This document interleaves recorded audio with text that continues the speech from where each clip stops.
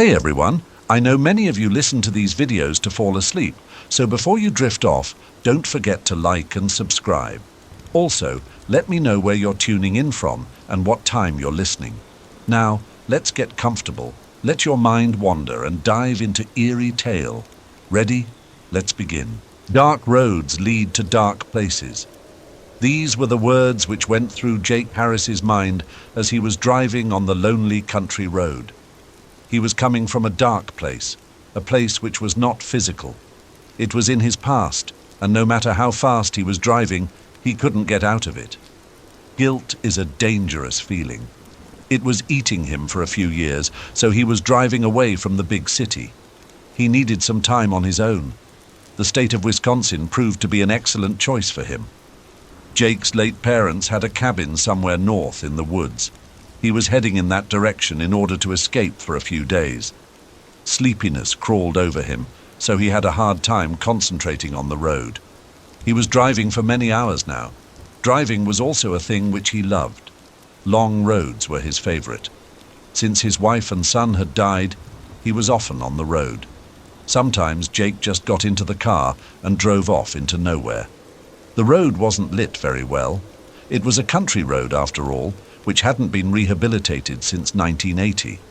Now, in 2005, its condition was already decayed by weather and because of the high frequency of truck traffic. Now the trucks tried to avoid this road as much as possible because of its poor condition. Many of the lights weren't working, and nobody bothered repairing them.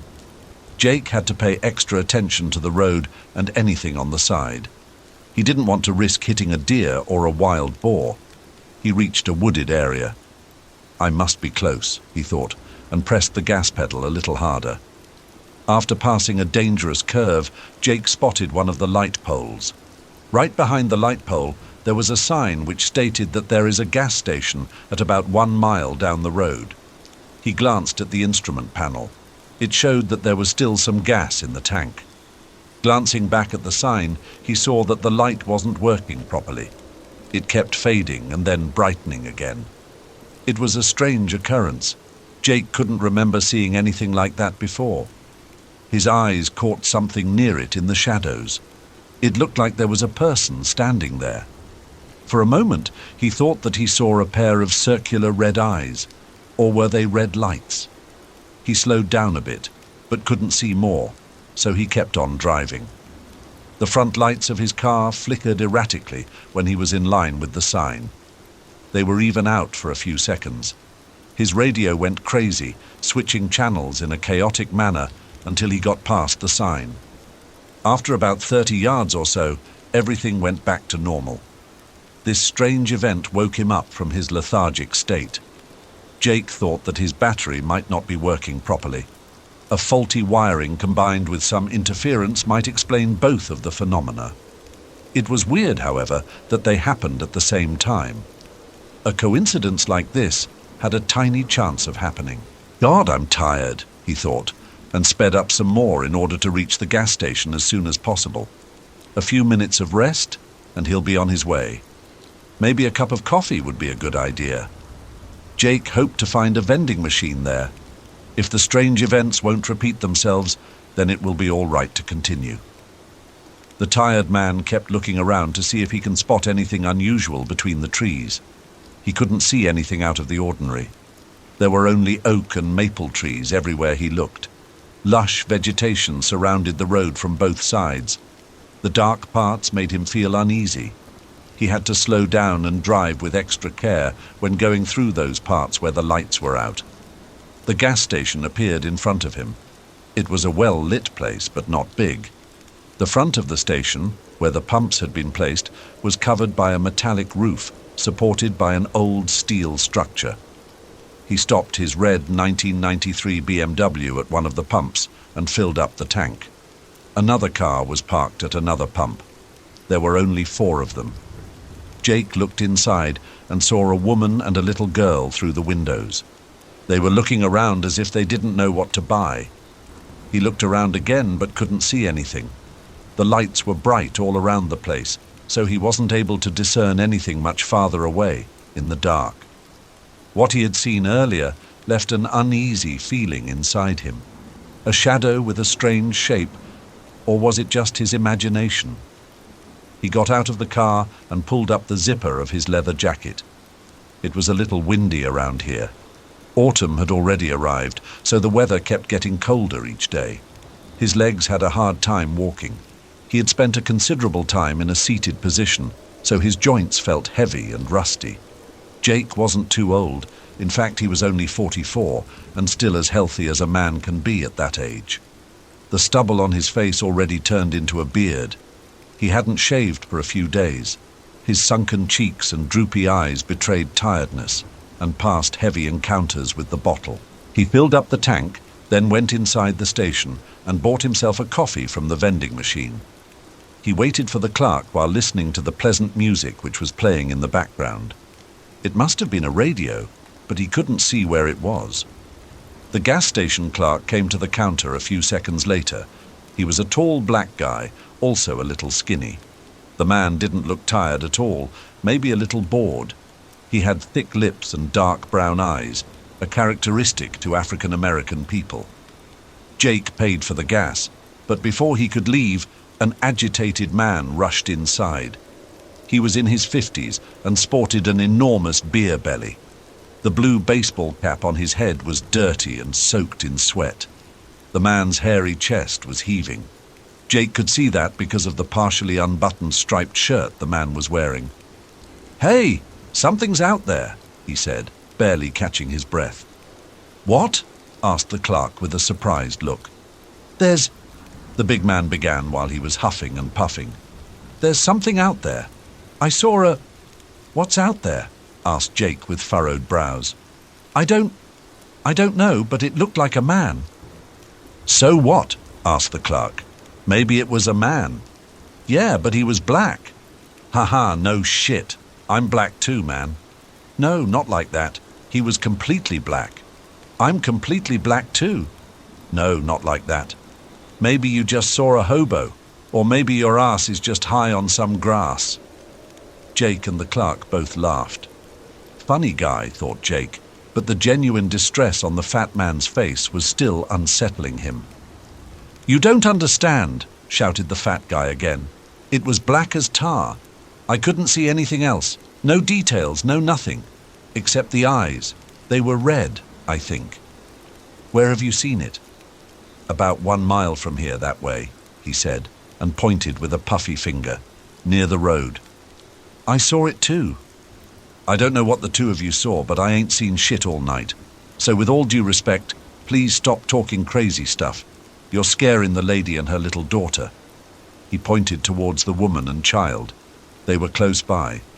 The woman was a nice-looking brunette with long curly hair and a decent physique. She was talking to her daughter, who also had brown hair and an angelic face. The little girl looked about 10 years old. "Look, man, I think that what we've seen was just a trick." "No, it wasn't. I saw it moving and the lights of my car went out. I barely got here, man.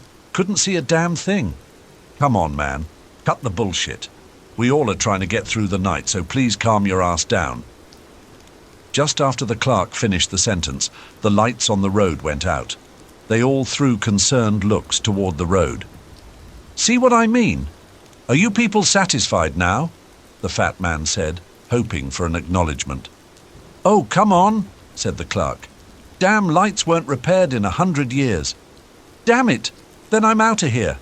Whatever that thing was, it's coming," the big man said, turned and headed for the front door after seeing the lights go out.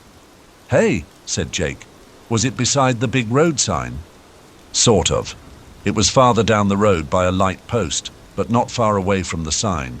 The light wasn't on, it was probably not working. Anyway, I'm not sticking around much. It crept the fuck out of me," said the fat guy, and rushed out. "The guy's crazy," said Jake, but deep inside he knew that the other man was right. "Yeah, man, but haven't you said that you've seen it too?" "I don't know what I've seen," said Jake and turned to go. Jake didn't like this. If there's one more person who had seen the strange apparition, then there might have been something there after all. He didn't see it well and didn't want to draw conclusions. It might be just a prank by local kids. He remembered a story from his teens. What he saw earlier was eerily similar to that. A long time ago, he and a few friends cut a piece of cardboard in order to resemble an evil face.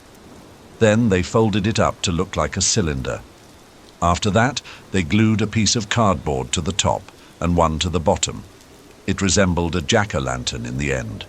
They cut a hole in its back and put a candle inside. Then they stuck the thing on a tree in the park of their hometown. After nightfall, a young boy and a girl came to have some fun where nobody could see them. When they noticed it, they got scared and ran away screaming. Jake smiled at the thought. He still saw their scared faces. It sure looked like one of those pranks. The woman and the girl just arrived at the counter, and the woman wanted to pay. Jake looked at the woman and her child. They both looked back at him and smiled. He did the same, then headed to the door.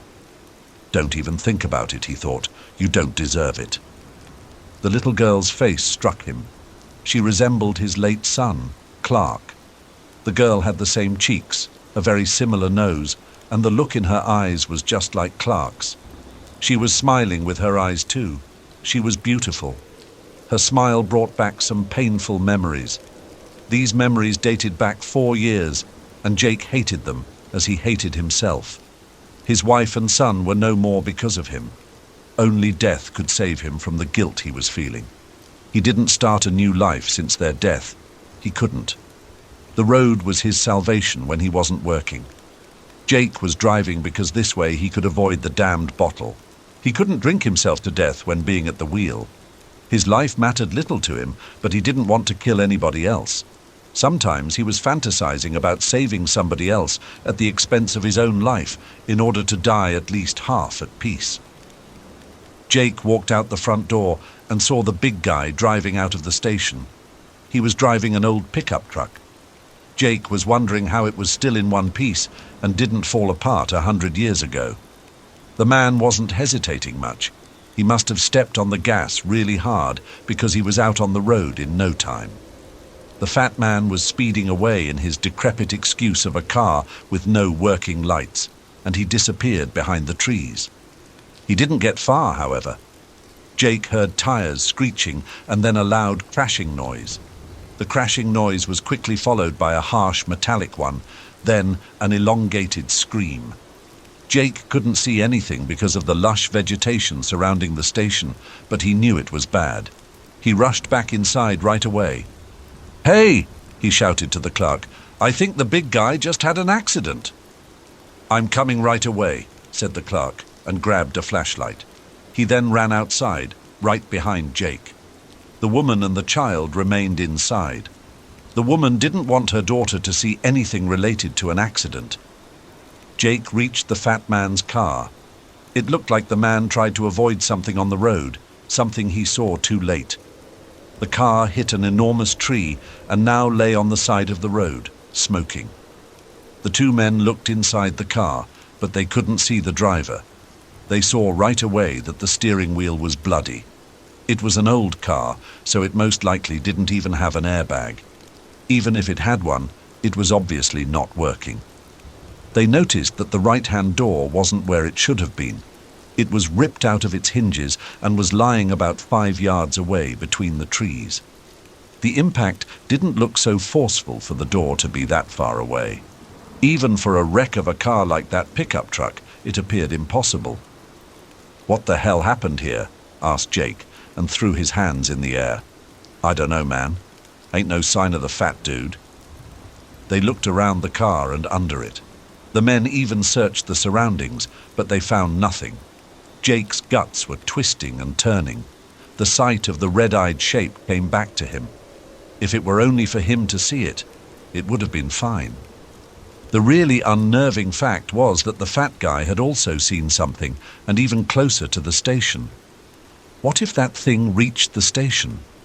Maybe the road lights turning off were a sign that it was here. "It's a mess, man," said the clerk, looking confused. "Yeah, but where the hell did he go?" "Yo, I don't know, but let's not just stand here. I'm going to call emergency." "That's a good idea because I heard a scream, and that door..." Something took him. Yeah, man. Something big, said the clerk, and his eyes were open wide in amazement. But I ain't gonna wait here to see it. All right, let's get back inside. The men were heading back towards the station, but right before turning from the main road onto the driveway, they met the woman and her daughter. Hey, what are you doing? It's not safe here, said Jake, but saw that both of them were trembling. Mister, the lights went out, said the girl, and pointed towards the building. Yeah, continued the woman. We thought it was strange, so we came outside. We didn't feel safe inside. We heard something, said Clara. Yeah, continued her mother. There were sounds coming from the back. All right, said Jake. Let's get back first, then we'll see. They all went back to the station. The clerk was in front with the flashlight. The girls were behind him and Jake in the back. For a short time, he turned and walked backwards. He kept his eyes on the road but couldn't see a thing. The night was still, and nothing moved on the moonlit road.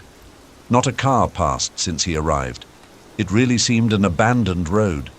He was wondering why the owner of the gas station hadn't gone out of business. It seemed sure that the owner made little money out here. Jake turned and found himself staring at the woman's hips. He liked how they swayed.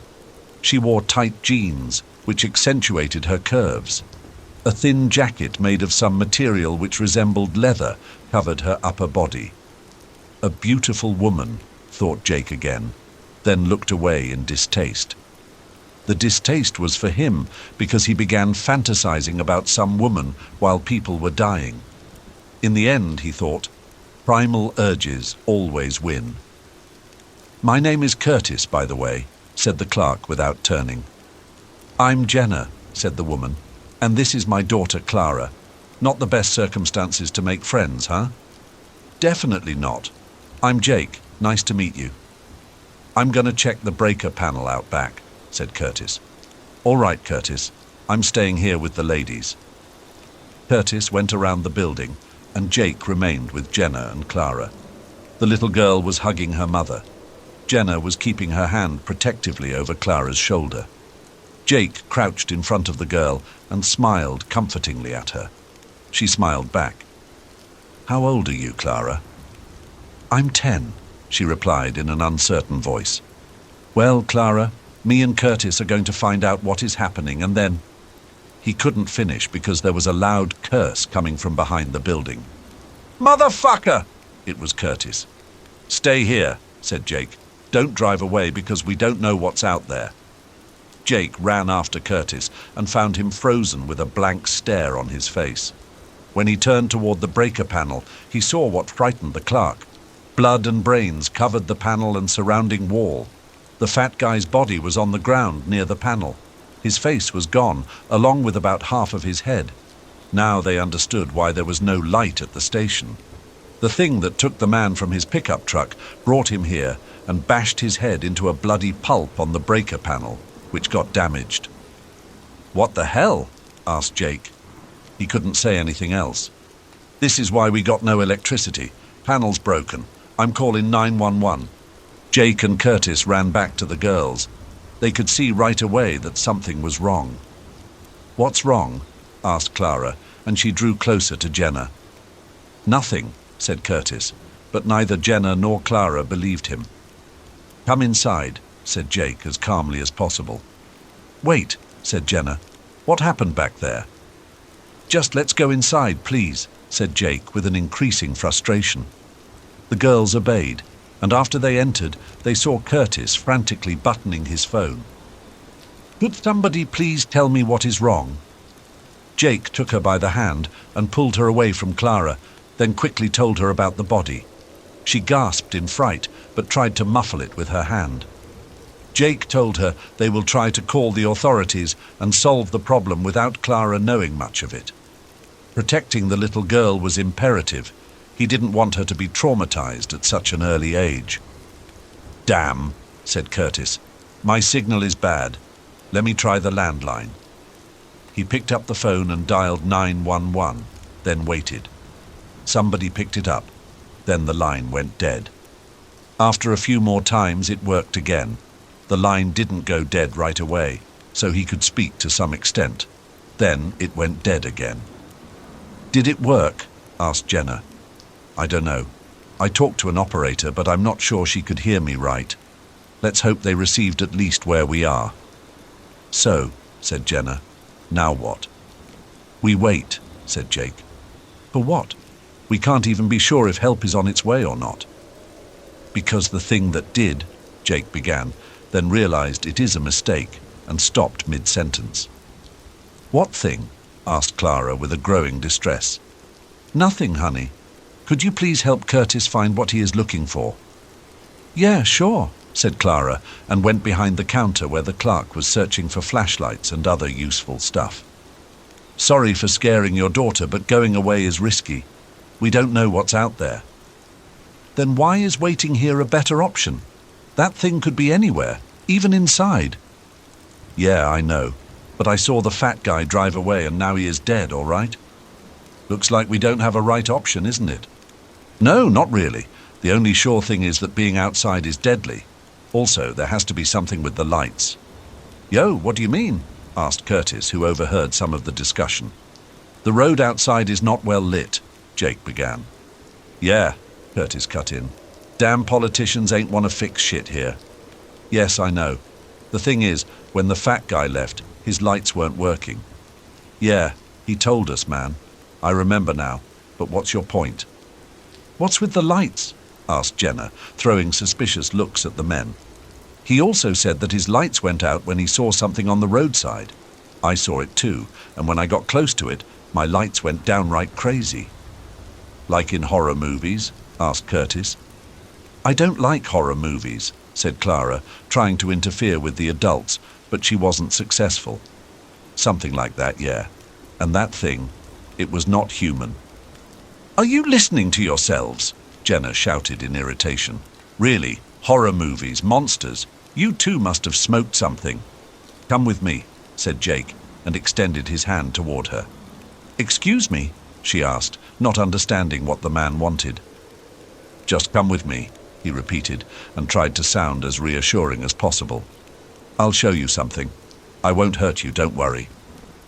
"All right," she said to Jake, but ignored his hand. "Watch my daughter," she said to Curtis and pointed to Clara. "Yes, ma'am, no problem," he said, continued his rummaging. Clara helped him.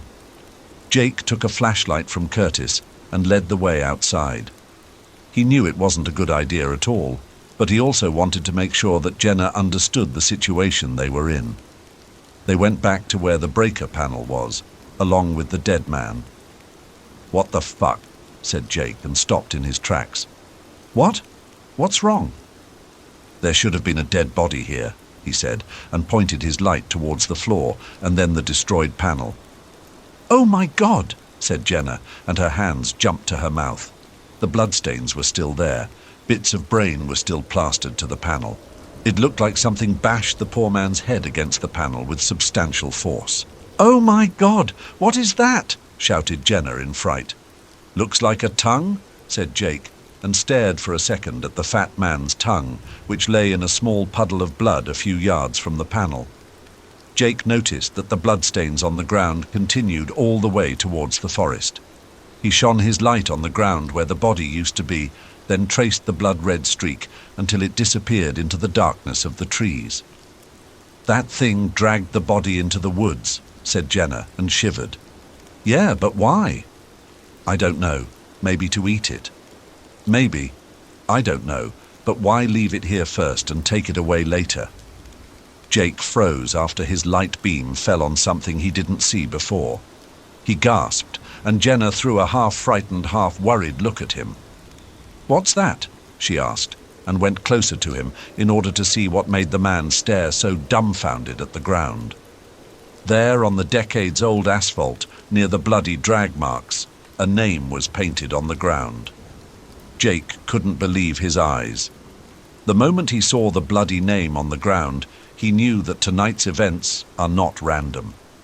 They have something to do with him. When he was pondering the implications, Jenna interrupted him. "Clark? Who the hell is Clark?" He was my son." "Was?" "He died," said Jake, and his voice was almost stuck in his throat. "I'm sorry," said Jenna, and put a hand on Jake's shoulder. "Yeah, thanks. Let's get back to—" A loud scream interrupted him. It was Clara. It couldn't have been anybody else. "Oh no, Clara!" shouted Jenna, and ran back towards the front of the station. Jake followed. A stream of light was illuminating the driveway from inside. It looked like somebody was searching for something. "Mommy!" screamed Clara and ran out through the front door, then hugged her mother. "It's all right, honey. I'm here. What happened? A monster wanted to take me. Curtis chased it away," she said, but couldn't control herself anymore and cried. "Hey, you'll need to get inside," said Curtis, who was standing in front of the entrance. They followed the clerk's instructions and hurried in. H was trembling from head to toe. His chest was heaving, and the flashlight in his right hand was shaking. "What happened?" asked Jenna, while still hugging her daughter. "She said," began Curtis. "She said she wanted some candy, you know. So I let her search for candy. She wandered away. Then I heard the scream. I ran to her. She was by the big glass wall in the front. I pointed my light to her, but then I saw the thing you were talking about behind her." Jenna held her hands to her chest like she was having a heart attack. She felt relieved because Clara was still alive, but she also knew that her daughter's life had almost been ended. "And what happened next?" asked Jake, who could speak. Jenna was still shaking. "It disappeared. It dissolved into thin air. I can't explain it, and I couldn't see much. It was big, man." "The light," said Jenna after waking up from her stupor. "The light made it go away, like you've said before." "Will the monster come back, Mommy?" asked Clara, still with tears in her eyes. "I don't know, honey. All I know is that we will not let it hurt you, all right?" The girl just nodded, then buried her head into her mother's shirt. She didn't want to let her go. Jenna really wanted to protect her daughter. What kind of mother wouldn't? The problem was that she didn't know how. She had to rely on the two men who were as lost as she was. "Yeah," concluded Jake, "it doesn't like the light. That's why it took out the breaker panel, and that's why it could scare the fat guy. His lights were not working." "Yo, the fat dude said his lights went out when he passed the thing on the road.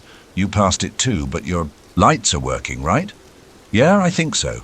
When I passed the thing the first time, my lights flickered and my radio went nuts.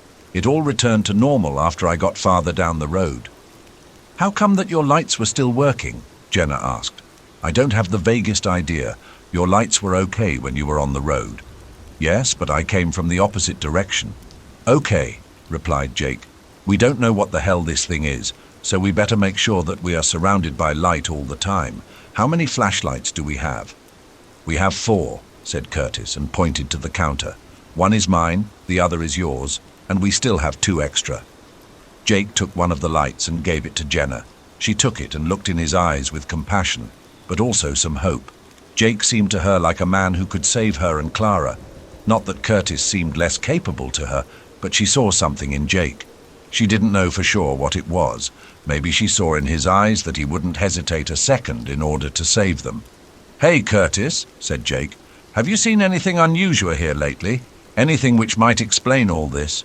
"Yo, I'm working here for a month or so, and I'm sure as hell ain't seen any crazy shit going on round here until your weird ass showed up tonight."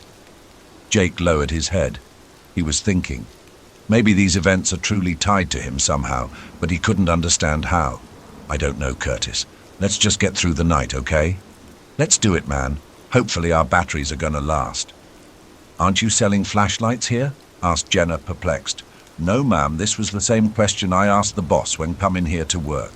He said that he plans to sell them in the future, but not yet. Business strategies, you know. Or the lack of them."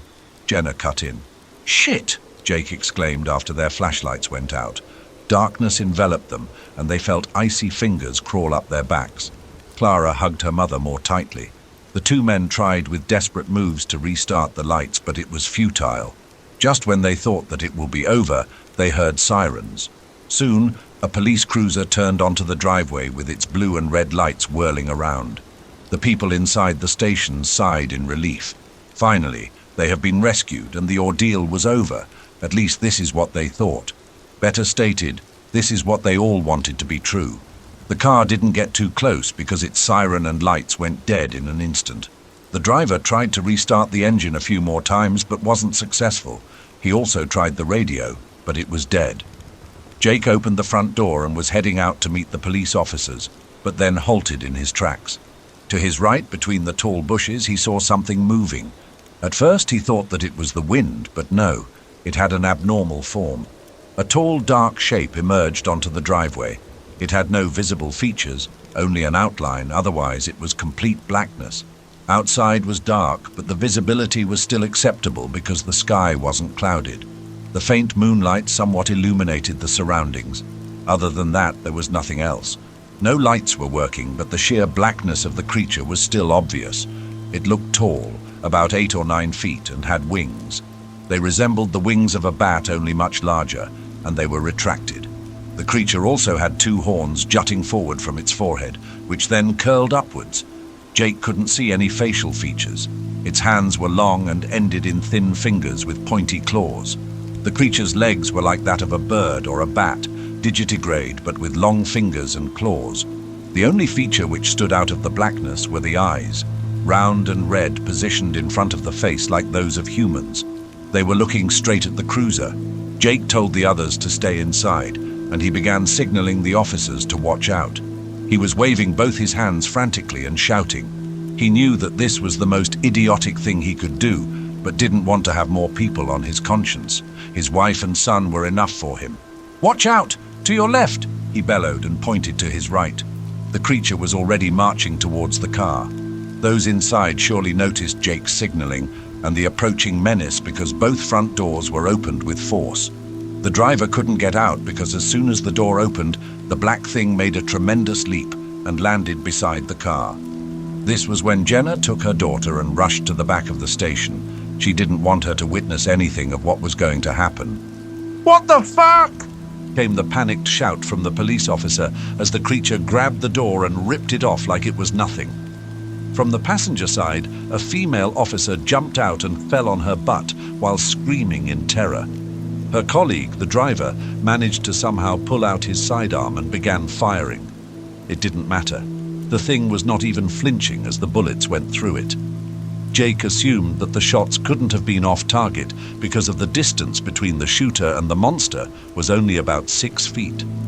Jake was standing there transfixed as the black thing with raging red eyes got hold of the police officer, yanked him out of the car, and then with a terrifying roar spread its wings. It was one hell of a sight. The creature's wingspan was at least of 10 yards, maybe even more. The police officer was alive and screaming, but he couldn't do much against the winged darkness. It jumped up in the air, then with a mighty flap of its wings it got even higher. Then, with each consecutive flap, it got further and further away until it disappeared into the night sky with its prey. "Come here! Hey, officer!" Jake was trying to get the attention of the policewoman who was still lying on the ground. She looked at him, and Jake saw fear in her eyes. Maybe she's in shock, thought Jake, and went to her. He was right. The officer's look was lost and confused. Her eyes showed panic. Jake extended his arm, and only after calling to her a few more times did she wake up from her stupor. "Come with me," he said. "It's not safe here." All right," she replied, but could barely speak. He helped her get inside the station.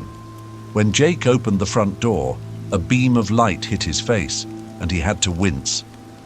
"What's that?" he said, and put his hand in front of his face. The other one was around the waist of the shocked woman. "Sorry," said Curtis while fiddling with a flashlight. "Looks like the flashlights are working again. What the hell was that thing, man? I can't believe this shit." "Me neither, but I don't know what it was. It looked like a bat straight out of hell." "Are we going to survive this night?" asked Jenna, and glanced questioningly at Jake after emerging with Clara by the hand. He only sighed. He didn't have an answer for that. After witnessing the formidable abilities of whatever the winged thing was, he wasn't sure at all if they survive. Deep in his guts, he felt that they can't fight this thing, and neither can they run away. Jake put these thoughts aside and wanted to do something. The sight of the crying little girl and the look on her mother's face broke his heart. "We have to do something, man," said Curtis in a desperate voice. "Yeah, I know. I'm thinking," replied Jake. "All we know so far is that its weakness is light, and it can interfere with electronics," said Jenna, trying to begin a train of thought. "Yo, that's right. Problem is that we need electronics to have lights," continued Curtis. "I sure ain't starting no campfire here." "Okay," Jenna replied. "But what about a generator? Don't you have some kind of backup generator for emergencies?" "I don't know. As I said, I'm working here for a month, and they didn't show me much when I started." There is a generator," said the policewoman in a shaking voice. The others just looked at her without saying a word, like she was some kind of alien.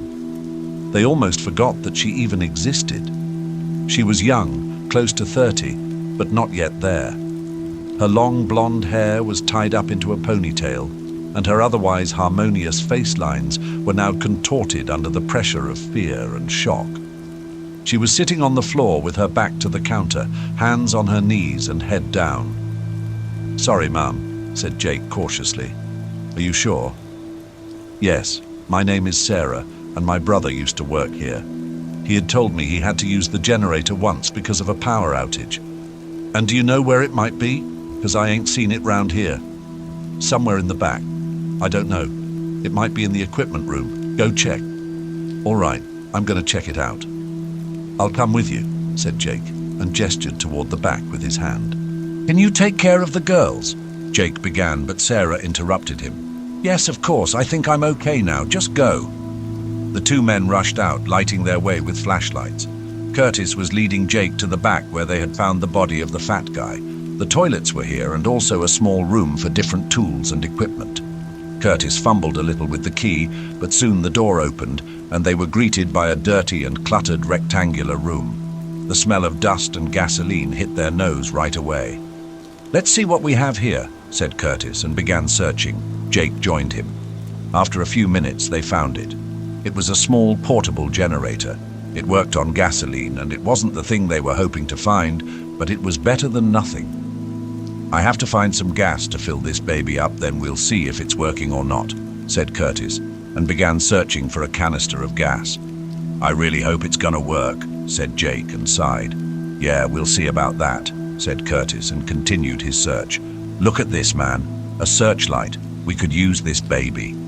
"Yeah, damn right," said Jake, and inspected the object, which was larger than a flashlight and had a long cable attached to it. Their flashlights flickered wildly, then switched off. 3 screams erupted from the front, then the lights switched back on. They both got startled by the sounds, and Curtis started for the door with a panther's agility. "No," said Jake. "Stay here and get this thing going. We'll need light as soon as possible." "All right, man. Go," Curtis replied, and his hands were already shaking. Jake ran to the front to see what had happened. When he reached the entrance and looked to the glass wall, he almost screamed himself. The upper torso of a man was crawling towards him with his eyes fixed on Jake. Sarah was standing in the doorway without a clue about what she should do. Jenna was inside, and she was cradling her daughter, so she doesn't see these horrible events. The mangled body was inching its way towards Jake, and he didn't have a clue what to do. He recognized him by the uniform. He was the taken police officer, more correctly the remaining half of him. His first thought was that he should help the man, but something told him that this shouldn't be happening. It's not normal for a man to crawl who knows how much after he was ripped in two. The shock and blood loss must be extreme in these cases. He remembered an event which he witnessed when he was younger. It taught him for life that he should not play with speed limits. Years ago, a young man was racing like crazy with his new motorbike. His parents just bought him the bike because it was his birthday. The guy lost control of the bike, hit the side of a car and flew sideways straight into a pole. His body was cut in 2 pieces. Poor bastard was still alive for a few seconds because of the adrenaline. He tried to crawl to his lower body and somehow put it back. When the paramedics lifted him up, all his insides had fallen out onto the ground. Jake saw his eyes when he was crawling to gather up his guts, and they didn't look like the eyes of this man. These were evil and resolute. His suspicions became reality when the crawling torso spoke in an almost feminine voice. "Why did you let us die?" He spoke, and the others cringed at the sound of the strange voice. Jake backed up a few steps with his mouth hanging open. He couldn't believe what he was hearing. "It's your fault, Jake. It's all your fault," the torso on the ground said, and then his head fell onto the ground. Then he didn't move anymore. Jake kept looking at the corpse, then to Sarah, who was still standing in the doorway. Her face showed bewilderment and fright. She looked at Jake for answers because she knew that he had some. At least this is what she concluded when looking at his face, which betrayed many feelings. "Hey," she said, and extended her hand. "Come inside." Jake couldn't say a word. Old feelings rushed back to him like a torrent. The floodgates had been opened. That which was just slowly flowing through recently healed cracks came down on him again, bathing him in a shower of sorrow. He crashed to the ground and hid his face in his hands. Sarah hurried to him, bent down to the grieving man, and put her hand over his shoulder. "Come on, don't do this. We need you." I killed them," muttered Jake with the blank stare still on his face. "You didn't kill anybody," shouted Sarah, and shook him hard. "Now come inside, will you?" The man woke up from his stupor and got up. Sarah led him back inside the station. His legs were barely obeying him. His mind was in some other place, a dark place. After Sarah brought Jake back inside, Sarah and Jenna looked at him questioningly. "What was that?" asked Jenna. "How could that man still be alive?" "I don't know." "He wasn't," said Jake, and his voice was strong-minded now. "What do you mean?" asked Sarah. "He couldn't have been alive. It was just some sick game played on us by that winged thing." "And what about the voice?" "That voice was not him, I tell you." "But whose voice was it? Don't tell me that this voice has something to do." "Yes, it has. It was my wife's voice. Almost." "Your wife?" asked Sarah, and her expression betrayed utter bewilderment. "Yes, she died 4 years ago along with my son, Clark." "Oh, I'm really sorry to hear that," said Sarah, "but I don't understand what is that got to do with what's happening tonight." "I don't either, believe me," said Jake, and headed towards the liquor section. "So what's the story?" asked Jenna. "Well, the fucked up story is," began Jake, and opened a bottle of Jack, then took a hearty swig out of it, "that I was married and had a son. He was 10 years old. He looked very much like your daughter, Clara." "What happened to him?" asked Clara, who was silent until now, but was beside her mother all the time. "Our relationship wasn't that good, you know, so I sought some fun elsewhere, if you know what I mean." "Yeah, you cheated on her." "Yes, that right," he replied, and took another sip from the bottle. "And there is not a single fucking day on this earth when I don't regret doing that. She found out eventually. We had the unavoidable arguments, and then she filed for divorce. We got divorced. She got custody, but I got to see my son, at least." "And what happened then?" "One night they went to their grandmother's. It was a night like this. They were driving on an abandoned country road. She was tired and found herself face to face with a truck. She couldn't avoid it." "Oh my God, I'm sorry," said Sarah. "Yeah, me too. Every damn day. The weird thing is that Clark was found with almost all of his head missing several yards away in the forest. Some wild animal dragged him from the wreck." His voice faltered. He felt a knot in his throat. "Just like the body of the first victim," said Jenna. "Was there a first victim?" asked Sarah. "Yes," replied Jenna, "in the back." "And what about the next one?" "When emergency services found my wife, only her upper half was left in one piece. The engine was pushed forward and it crushed everything from her waist down." "I see now," said Sarah. "And you think that these events have something to do with that?" "Definitely. I don't know how, but they are related. If I hadn't cheated on her, they could still be alive." "It wasn't your fault," said Sarah. "Cheating on her wasn't an agreeable thing, but their death wasn't your fault." "Yeah, My mind keeps telling me that. But what is burning in here, and he put one hand to his chest, is telling me otherwise. "Hey," said Jenna, "where is Curtis?" "Damn it, I left him in the back," said Jake, and began running to the back. "Stay here." When he reached the equipment room, he saw that the door is ajar, but there was no sign of Curtis. The generator and the reflector had been pulled into the doorway. It looked like he was trying to get it to the front, but then something happened. "Damn it!" he shouted, and began searching the surroundings for Curtis. His heart was racing. He didn't want to lose Curtis. In fact, he didn't want to lose anybody. He wanted to make sure that they all survive, but it seemed that it is not a plausible task. Jake kept calling for Curtis, but no answer came. Only the eerie sounds of the night greeted him. Crickets were chirping endlessly in the forest. From deep within the woods, an owl hooted. The harbinger of death, he thought briefly. Is this his destiny? One minor mistake and then only pain and suffering? He didn't deserve this, he thought. Not this much, at least. Others shouldn't pay with their lives just because he was stupid once. Having had no success in finding Curtis, he took the generator and the searchlight and took them to the front. When he reached the front door, the women already knew that Curtis was gone. "Did you find him?" asked Sarah. "No, there's not a single sign of him." "Oh no," whimpered Jenna. "Are we going to die one by one?" "Mommy, I don't want to die," cried Clara. "I'm sorry, I didn't mean it," Jenna said. "Mommy is just scared, that's all. We will figure something out soon, and we'll go home. All right?" "We really have to do something," said Sarah, "because this thing is going to kill us all. I don't want to scare anybody, but we have to get out of here." "Yeah, I agree," said Jake. "But what the hell can we do? We don't know where that thing is, and we don't know how we can stop it." "Let's start the generator so we have some light," said Sarah, "and then we wait until morning. I have no better idea." "All right," replied Jake. "I'll try to start it."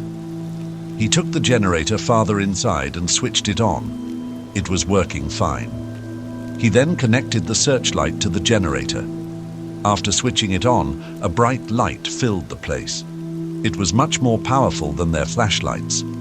The steady roaring of the generator's engine was a welcome sound.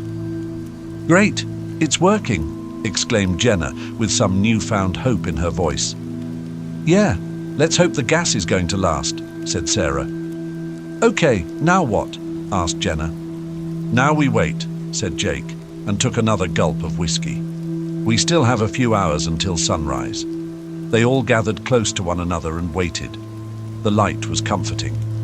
Jake checked from time to time the generator to see the level of gasoline. The machine was eating up the gas at a steady state, but it seemed that it will last until sunrise. For an hour or so, nothing happened. Clara was sleeping in her mother's arms. Jenna was sleeping too. Sarah and Jake were awake. They sipped from the bottle from time to time. Not too much so they won't get drunk. The two of them were talking in a low voice about many things. After some uneasy shuffling, Clara woke up and began waking up her mother. "Mommy, I need to pee," she said, and Jenna woke up from her uneasy sleep. "Yeah, all right. I need to pee too." "You two shouldn't go alone," said Sarah. "Don't worry," said Jake. "I'll go with them." "I'm coming too. I also have to use the bathroom, and it's better if we all go together." "Damn whiskey. I shouldn't drink on the job." "All right. Let's try to make it quick. We take the flashlights with us. At least we'll know when it comes." They took the flashlights and switched them on. They were working fine. The trip to the back of the station was uneventful. After all of them finished what they had to do, Jake started leading them back inside. Then the light from the inside went out, and they heard a few clattering sounds. The flashlights flickered again, the sign of something bad happening, something not natural. Sarah unholstered her sidearm, and Jake could hear her sighing deeply. They were standing at the corner of the building. "What do we do now?" asked Sarah, while gripping the gun with trembling hands. "I don't want to die," cried Clara. "Don't worry. Mommy is here. Let's check, said Jake. The winged creature couldn't have done it. It hates the light. They all inched their way around the corner. The entrance was a few feet away. Sarah was now leading them because she had the weapon. After a brief glance inside, they saw that there is nothing moving. The only suspicious thing was that the light was not working. Sarah opened the door, then she went inside. Jake followed, and after him, Jenna and Clara. They waited here for some seconds and listened. Nothing moved. Everything was still. Jake inched towards the generator, which lay broken on the floor. It looked like something took a sledgehammer to it and broke it into pieces. Gasoline was lying in a great pool on the ground. "Who's there?" shouted Sarah and held her weapon in front of her. "What?" asked Jake in a startled voice. "Something moved there," she said, and pointed to the back of the place between the shelves. "Wait," said Jake, and walked toward her. A faint rustling came from the back, but they couldn't see anything because of the overwhelming darkness. The smell of spilled gasoline was heavy in the air. They had to be careful not to do something stupid and ignite it accidentally. Sarah and Jake took careful steps towards the back. This was when they heard the flapping of heavy wings from outside. Both of them turned towards the glass wall, but couldn't see a thing. They were between the shelves anyway, and it was dark too. The flapping came once again from the outside. Sarah was shaking. The gun in her hands was rattling as her hands trembled. Jenna and Clara moved back from the front wall. The next moment, Jake heard Sarah scream. He turned and saw her being grabbed by something. She screamed again as a black figure bit into her neck. Jake jumped to help her, and that was when he saw that the black figure was Curtis. Or was he? It looked up and growled. Blood was gushing from Sarah's neck. It bit through the jugular. Jake knew in an instant what that had meant. She had only maybe half a minute to live. Jake grabbed the hand which was around Sarah's neck and then punched Curtis in the face. Curtis drew back and loosened his grip. Sarah slid out, and with her remaining strength turned and fired 2 times. The bullets hit their target in the chest, and Curtis stumbled back. He fell, hitting a shelf with his back, then he fell on his butt. There was no blood coming from the wounds. "You're all gonna die," Curtis growled. "Curtis, what's wrong with you?" asked Jake, but knew that he isn't talking to Curtis. "You let me die, just like you let the police officer die, just like you let the fat man die, just like you let—" "Shut up," shouted Jake, but Curtis just laughed. "This is what you are telling your demons when they won't be silent. Your demons have come alive, Jake, and they will not stop until you are dead. Don't you see? Everything is your fault. Do everybody a favor and just fucking die, you pathetic shit." Curtis's head lolled, and he didn't move anymore. Jake was looking at him, stunned. The bad part was that he believed Curtis. Jake now saw clearly what these events meant. He looked at Sarah, who was on the ground, clutching at the wound on her neck. He quickly tore a piece of his shirt, folded it up, and pressed it to the wound. He was determined not to let Sarah die. She didn't deserve it. The only one who deserved to die was him. Jenna came to his side. Clara stood a few feet behind them. "Oh my God, is she going to make it?" Jenna asked. "I don't know," said Jake, and held pressure on the wound. "What happened to Curtis? Why did he attack Sarah? I don't know. Somehow that creature can control people after they die. I can't believe this. Me neither, but I have to end it." Sarah gasped, and she grabbed Jake by the sleeve of his jacket. "Save them," she said, but barely had the strength for it. "I won't make it. Save them, please." "No, you won't die. You can't die." It didn't matter. Sarah was already drifting away. Some seconds later, she didn't breathe anymore. The wound on her neck was too big, and the blood seeped out anyway. Jake was furious and grief-stricken. Is all this really his fault? How can that be? All this because of a past mistake? He took Sarah's sidearm from her lifeless hand and checked it. It was a revolver, and it still had 4 bullets in it. After checking her pockets, he found some more bullets and replaced the 2 missing. He looked at Jenna and then to her daughter. These 2 will make it out alive, he thought. He will do everything in his power to save them. "What are you going to do?" asked Jenna. "I'm going to end it," said Jake without hesitation. The gasoline which had flown out of the generator gave him an idea. He went to one of the shelves and grabbed some duct tape. Jake also searched for some matches and soon found them. They were cheap and the stock was plentiful. He then went out to one of the pumps. After a quick glance around, he took one of the hoses and began sprinkling gasoline all over the place, except the entrance. Then he taped the lever to the handle so the gas could flow without him holding the hose. He threw the thing on the ground, then went to Jenna. "That thing will come, eventually. I think that it wants to finish what it started." "And what are you going to do?" asked Jenna with tears in her eyes. "I prepared a surprise for it," said Jake, and pointed towards the flowing gas. "When it comes, you 2 run as fast as you can." "And what about you?" "That thing won't stop until I'm dead. I have to face it before it hurts you or your daughter.